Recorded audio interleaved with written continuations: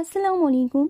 پچھلے 2 ایپیسوڈ میں ہم نے سمجھا کہ اللہ سبحانہ و تعالیٰ نے ہمیں پیدا کیا اور وہی ہمیں پال رہا ہے، لیکن یہاں ایک سوال پیدا ہوتا ہے کہ اگر کوئی آپ کو ہر مہینے پیسہ دے، آپ کا خیال رکھے اور آپ کو ہر مصیبت سے بچائے، تو کیا آپ کسی اور کے گن گائیں گے یا کسی اور کے آگے جھکیں گے؟ یقیناً نہیں۔ تو پھر اس کائنات کا مالک جب اللہ سبحانہ و تعالیٰ ہے تو ہماری عبادت، ہماری دعا اور ہماری امیدوں کا مرکز کوئی اور کیسے ہو سکتا ہے؟ ویلکم ٹو دا سفر توحید سیریز ایپیسوڈ 3 توحید الالوہیہ۔ توحید الالوہیہ کا مطلب ہے اللہ کو اس کی عبادت میں ایک ماننا۔ صرف یہ کہہ دینا کافی نہیں کہ اللہ ایک ہے۔ اصلی ایمان تب ہے جب ہم یہ مانیں کہ جھکنے کے لائق، ڈرنے کے لائق اور مانگنے کے لائق بھی صرف نماز یا روزہ نہیں ہے، بلکہ ہماری ہر وہ چاہت اور ہر وہ ڈر جو کسی کے لیے ہو، وہ صرف اللہ کے لیے ہونا چاہیے۔ عبادت کا مطلب ہے غلامی۔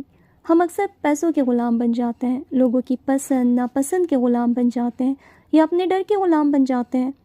توحید الالوہیہ ہمیں ان سب سے آزاد کرتی ہے۔ یہ ہمیں سکھاتی ہے کہ مانگنا ہے تو صرف اللہ سے، ڈرنا ہے تو صرف اللہ سے، امید رکھنی ہے تو صرف اللہ سے۔ دیکھیں، اب یہاں شرک کی بات کرنا ضروری ہے۔ شرک کا مطلب ہے اللہ کے حق میں کسی اور کو شریک کرنا۔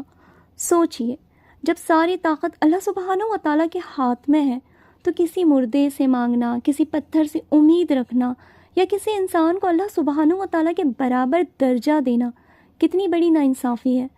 قرآن کہتا ہے بے شک شرک سب سے بڑا ظلم ہے۔ جب آپ کا تعلق یعنی آپ کا کنیکشن ڈائریکٹلی اللہ سے جڑ جاتا ہے تو آپ کا ڈر نکل جاتا ہے۔ آپ کو پتہ ہوتا ہے کہ اگر پورا جہاں بھی میرے خلاف ہو جائے نا، لیکن میرا اللہ میرے ساتھ ہے تو مجھے کوئی نقصان نہیں پہنچا سکتا۔ یہ ہے الوہیہ کی طاقت۔ عبادت تبھی خوبصورت ہوتی ہے جب ہمیں پتہ ہو کہ ہم جس کی عبادت کر رہے ہیں وہ کیسا ہے، اس کا نام کیا ہے، اس کا مزاج کیا ہے۔ سو انشاءاللہ اگلے ایپیسوڈ میں ہم بات کریں گے اسماء والصفات پر، یعنی اللہ کے وہ خوبصورت نام جو ہمیں پتہ ہونا چاہیے۔ جزاک اللہ خیرا کثیرا۔